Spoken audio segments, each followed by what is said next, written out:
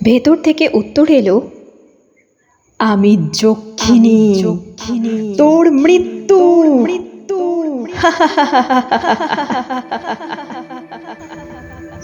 যুগ অভিমন্যুকে ভীতগ্রস্ত হয়ে প্রশ্ন করে, আচ্ছা তুই কোনো শব্দ পেলি? অভিমন্যু প্রশ্ন করল, কিসের শব্দ বলতো? হ্যাঁ, একটা মেয়ের শব্দ। পেলি?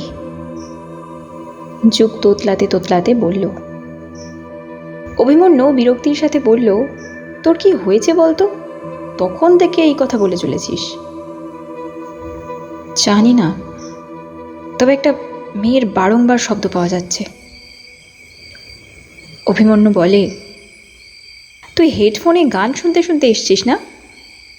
যুগ মাথা নাড়িয়ে ইতিবাচক ইঙ্গিত দিলে অভিমন্যু যুক্তি দিয়ে বোঝানোর চেষ্টা করে বলে, আসলে অনেক সময় অনেকক্ষণ ধরে হেডফোনে গান শুনতে থাকলে এরকম হয়। চল শিগগিরি। যুগ আর কোনো কথা না বাড়িয়ে দরজা খুলে দিল। কোঠির ভেতরে অন্ধকারে পরিপূর্ণ ছিল, এতটাই অন্ধকার যে কেউ কাউকে দেখতে পাচ্ছিল না। যুগ টর্চ জ্বালিয়ে লাইটের সুইচ বক্সের দিকে চলে যায়। যুগের ছোটবেলা এখানেই কাটানো। সে নিমেষেই লাইট জ্বালাতে সক্ষম হয়। লাইট জ্বালাতেই কোঠি আলোয় ঝলমল হয়ে যায়। অভিমন্যু প্রশ্ন করে, একটা অদ্ভুত জিনিস লক্ষ্য করেছিস? যুগ বলল, কী রে? এত বছর ধরেও কোঠি বন্ধ থাকা সত্ত্বেও এখানে কারেন্ট রয়েছে। এই প্রশ্নের উত্তরে যুগ যুক্তি দিয়ে বলে, হ্যাঁ হতে পারে যক্ষিণীর ভয়ে এখানে আর তেমন কেউ আসেনি লাইন কাটতে। অভিমন্যু আর কিছু বলল না, কারণ তার মনেও যুগের যুক্তিকে ঠিক বলেই মনে হলো। বহুদিন ধরে কোঠি বন্ধ থাকায় চারপাশে ঝুল ভর্তি হয়ে যায়। কোঠির ভিতরের দেওয়ালে দেওয়ালে টাঙানো ছিল নামি দামি পেন্টিং এবং বিভিন্ন ঘর সাজানোর উপকরণ, আর লাইটও ছিল অনেক। সিঁড়ি দেখে মনে হচ্ছিল ভীষণ বিলাসবহুল বাড়ি। অভিমন্যু কোঠির ভিতর থেকে নিজের মনেই বলতে থাকে, ওয়াও, কি দারুণ এই কোঠি, কত সুন্দর করে সাজানো। তোর পূর্বপুরুষরা যে কেন এই কোঠি বন্ধ রেখেছিল কে জানে। যুগ কোনো কথা না বলেই আপন মনে কোঠির চারপাশ দেখতে থাকে এবং ছোটবেলার স্মৃতিচারণ করতে থাকে। একসময় অভিমন্যু বলল, তুই ছুটি কাটিয়েই ফিরে যাবি, আবার এই ঘর যেমনকার তেমনই পড়ে থাকবে। যুগ মাথা নাড়িয়ে বলে, না রে, আমি আর যাব না। অভিমন্যু অবাক হয়ে প্রশ্ন করে, কেন? তুই তো ব্যাঙ্গালোর চলে গেছিলি, ওখানে তো তুই সেটেলডও হয়ে গেছিলি। এত ভালো জায়গা থেকে বাংলা মোড়ার মতো জায়গায় এসে কি করবি, যেখানে কিছুই পাওয়া যায় না? যুগ উদাস কণ্ঠে বলে, সে যাই হয়ে যাক না কেন, তবে আমি আর ফিরব না। অভিমন্যু প্রশ্ন করলে যুগ বিরক্তির সাথে বলে, আজ না ভাই, কাল বলবো, প্রচণ্ড ঘুম পাচ্ছে আজ। হ্যাঁ, কিন্তু শুবি কোথায়? চারপাশে তো ধুলো। যুগ আশেপাশে তাকিয়ে বলল, কাল সকালে বরং পরিষ্কার করব। আপাতত আমার ব্যাগে একটা ব্ল্যাঙ্কেট আছে, ওটা বিছিয়েই আজকের মতো শুয়ে পড়ব, ওতে আমাদের দুজনেরই হয়ে যাবে। যুগ ব্যাগ থেকে একটা ব্ল্যাঙ্কেট বের করে এবং সেটা বিছিয়ে দুজনে শুয়ে পড়ে। সকাল হয়ে যায়। সকাল তখন প্রায় 7টা। মোরগের ডাকে অভিমন্যুর ঘুম ভাঙে। অভিমন্যুর ঘুম ভাঙতেই সে ভয় পেয়ে যায়, কারণ তার আশেপাশে যুগ ছিল না। অভিমন্যু তাড়াহুড়ো করে উঠে পড়ে আর চারপাশে খুঁজতে থাকে যুগকে। যুগ, যুগ বলে চেঁচাতে থাকে। সে নিচের তলার সমস্ত ঘর খোঁজে, কিন্তু কোথাও যুগকে পাওয়া গেল না। বাধ্য হয়েই সে এবার দ্বিতীয় তলায় চলে যায়। দ্বিতীয় তলায় পা বাড়াতেই ওখানে বিশাল বড় এক জানলার পাশে যুগকে দাঁড়িয়ে থাকতে দেখা গেল। কিরে, তুই এখানে? আমি তখন থেকে তোকে ডেকে যাচ্ছিলাম, একবার সাড়া তো দিবি। অভিমন্যু বলে উঠল। যুগ কোনো কথা না বলেই জানলার বাইরে আপন মনে তাকিয়ে থাকে। তাকে দেখে মনে হচ্ছিল সে বোধহয় কোনো একটা বিষয় নিয়ে চিন্তামগ্ন ছিল। যুগের কাঁধে হাত দিতেই সে চমকে উঠে বলে, আরে অভিমন্যু, তুই উঠে পড়েছিস? অভিমন্যু বলে, তো তুই কি করছিস এখানে? সাড়া দিচ্ছিলি না কেন? যুগ হাতের ইশারায় জানলার বাইরের দিকে তাকাতে বলল। জানলার বাইরে থেকে দেখা যাচ্ছে কৃষ্ণই নদী। শান্ত স্নিগ্ধ নদীর জল আপন গতিতে নিজের মতো গন্তব্যস্থলে এগিয়ে চলেছে। তার সাথে কালাহারি জঙ্গলও দেখা যাচ্ছিল, যা বিশাল এলাকা জুড়ে অবস্থান করছিল, কিন্তু তার পুরোটা দেখা যাচ্ছিল না। যুগ আপন মনে বলে, বাবাও একসময় এখানে চেয়ারে বসে থাকতো, ঠিক এই জায়গায়। এই বলতে বলতে যুগের চোখে জল চলে আসে। যুগ অভিমন্যুকে স্মৃতিচারণ করতে করতে কখন যে যুগের গলা ভারী হয়ে আসে সে বুঝতেই পারল না। অভিমন্যু তার কাঁধে হাত দিয়ে বলল, এত চিন্তা কেন করছিস? আমি আছি তো। এক পূর্ণিমার রাতে যুগ এবং একটি মেয়ে নদীর পাড়ে বসে নদীর জলে পা ডুবিয়ে পা নাড়াচাড়া করছিল। নদীর স্রোতের জল তাদের পায়ে এসে পড়ছিল। মেয়েটির মুখ ছিল অস্পষ্ট, তবে সে কালো শাড়ি পরেছিল।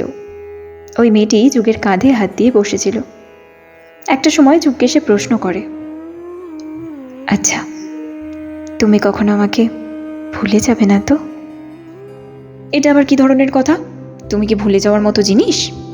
তুমি তো সেই জিনিস যাকে আমি সারা জীবন আমার হৃদয়ে জড়িয়ে রেখে দেব। এই বলে যুগ মেয়েটার কোমরে হাত দিয়ে তাকে কাছে টেনে নেয়। মেয়েটি রোম্যান্টিক কণ্ঠে বলে, কথা বলা আপনার থেকেই শিখতে হবে দেখছি। ছাড়ুন আমাকে। আচ্ছা, আপনার কাছে আমি কি? মেয়েটি প্রশ্ন করল। মানে? মানে আপনার কাছে আমার গুরুত্ব কি? যুগ শয়তানি করে বলে, তোমার গুরুত্ব আবার কি? আমার কাছে আমার গুরুত্বই সবচেয়ে বেশি। মেয়েটি অভিমানের সুরে বলে, তাহলে ছাড়ুন আমাকে। সব কটা ছেলে সমান, কেউই ভালোবাসে না। ছেলেদের ভালোবাসা সেইটুকুই যতক্ষণ শরীরের চাহিদা থাকে। শরীরের চাহিদা মিটলেই ছেলেরা ভুলে যায়। যুগ আদুরে কণ্ঠে বলে, ওরে আমার পাগলি মেয়ে, এত রাগ করছো কেন? তুমি জানতে চাও না তুমি আমার কাছে কি? তুমি আমার কাছে H2O। মেয়েটি প্রশ্ন করে বলে, এর মানে কি? যুগ বলল, তুমি আমার কাছে জলের মতন, যা খেয়ে আমি আমার তৃষ্ণা মেটাবো। তুমি আমার কাছে অক্সিজেন, যাকে আমি নিঃশ্বাসের সাথে গ্রহণ করব। এই বলে যুগ মেয়েটার নিকটে চলে যায়, এতটাই নিকটে যে আরেকটু হলেই উভয়ের ঠোঁট একে অপরকে স্পর্শ করবে। যুগ থেমে যায়। মেয়েটি বলে, কি হলো, থেমে গেলে কেন? যুগ রোম্যান্টিক কথা বলতে বলতে কখন যে তাদের দুজনের ঠোঁট একে অপরের সাথে স্পর্শ করেছে তা বুঝতেই পারে না তারা। একে অপরের সাথে চুম্বনে এতটাই মগ্ন হয়ে যায় যে তাদের মধ্যে কাম উত্তেজনা কখন ঊর্ধ্বে চলে গেছে তা তারা বুঝতেই পারেনি। একে অপরের উত্তেজনায় তারা দুজনে কখন যে বালির উপরে শুয়ে পড়েছে সেটাও তারা বুঝতে পারে না। ধীরে ধীরে যুগ মেয়েটার মুখে চুম্বন আঁকতে থাকে এবং মেয়েটির শরীরের প্রতিটি অঙ্গ প্রত্যঙ্গ স্পর্শ করতে থাকে। ধীরে ধীরে মেয়েটির শাড়ি বক্ষ থেকে সরে যায়। এমন অবস্থায় যেতে থাকে যে মনে হচ্ছিল মেয়েটির শাড়ি কেবল চাদরের মতো তাকে ঢেকে রেখেছিল। নিম্নাংশের শাড়ি হাঁটু থেকে নিতম্বে উঠে আসে। একে অপরের উত্তেজনা এতটাই চরম পর্যায়ে চলে যায় যে তারা উভয়েই একে অপরের দ্রুত নিঃশ্বাস স্পষ্ট বুঝতে পারছিল। যুগ মেয়েটির মুখে চুম্বন করতে করতে ধীরে ধীরে নিম্নের দিকে যেতে শুরু করলো। মেয়েটির বক্ষ যুগলকে যুগ করমর্দন করতে থাকে এবং চুম্বন করতে থাকে। একসময় মেয়েটি যুগকে দূরে ঠেলে দিয়ে যুগকে বালির উপরে ফেলে দেয় এবং যুগের উপরে সে নিজে উঠে আসে। যুগ নিজেকে পুরোপুরিভাবে মেয়েটির কাছে সঁপে দেয়। মেয়েটি যুগের জামা খুলতে থাকে এবং যুগের মাথা চুম্বন করতে থাকে বারংবার।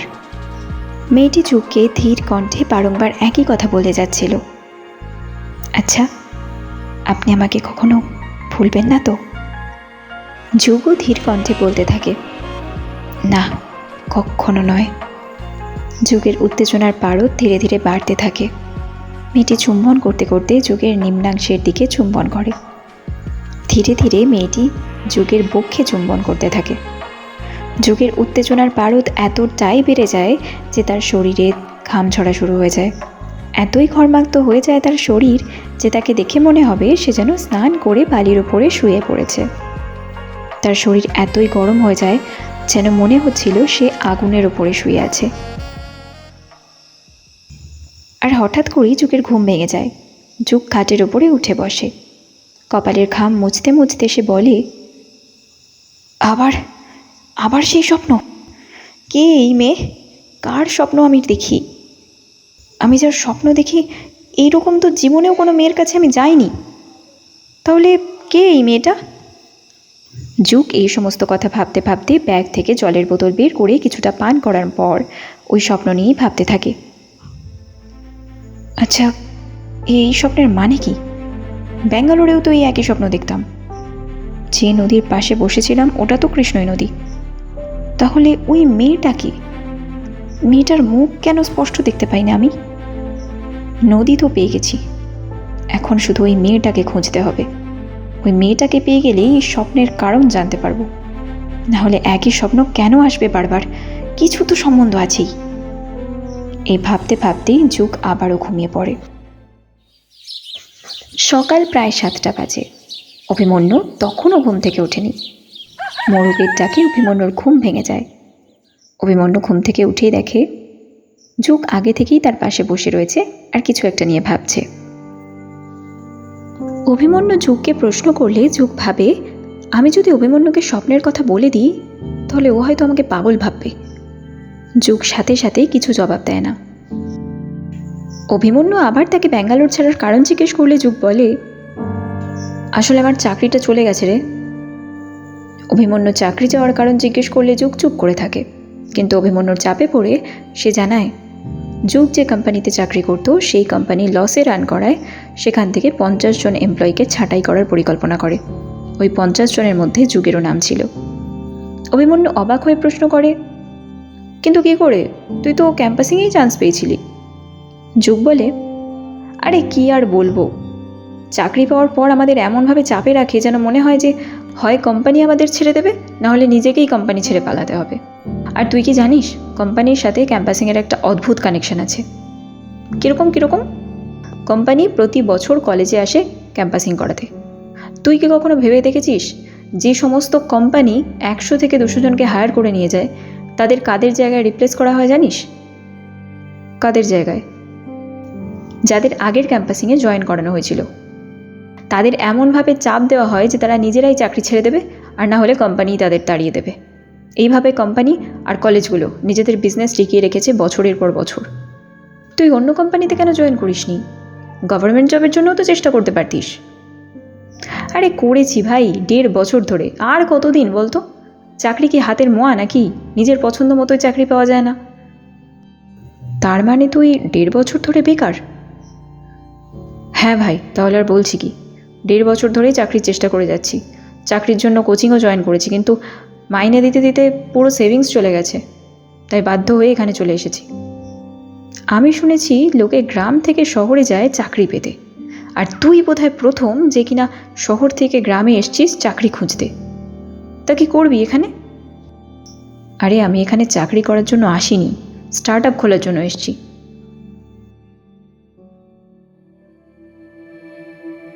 যুগ কিসের স্টার্ট আপ করতে চলেছে? আর যুগের স্বপ্নে আসা মেয়েটাই বা কে? যুগের গ্রামে আসার পেছনে যক্ষিণীর কোনো হাত নেই তো? কি মনে হয় আপনাদের? কমেন্ট বক্সে অবশ্যই আমাদের লিখে জানান। এরই সাথে লিখে জানান যক্ষিণীর পর্বগুলো আপনাদের কেমন লেগেছে। ভিডিওটি ভালো লাগলে অবশ্যই লাইক আর শেয়ার করতে ভুলবেন না। এরই সাথে চ্যানেলটিকে সাবস্ক্রাইব করে আমাদের পাশে থাকুন।